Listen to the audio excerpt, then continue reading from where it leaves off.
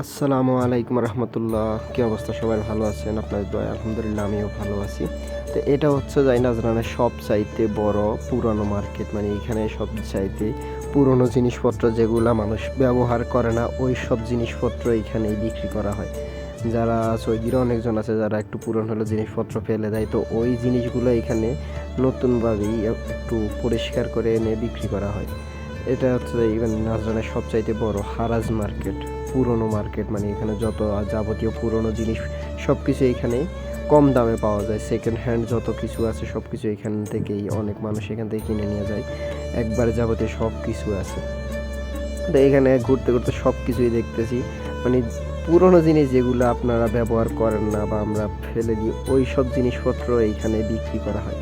কিন্তু ভিডিও করতেছি, অনেকজনে মানা করছে, তারপরেও একটু ভিডিও করছি। তো এখান দিয়ে আবার নিলাম হইতেছে টিভি একটার।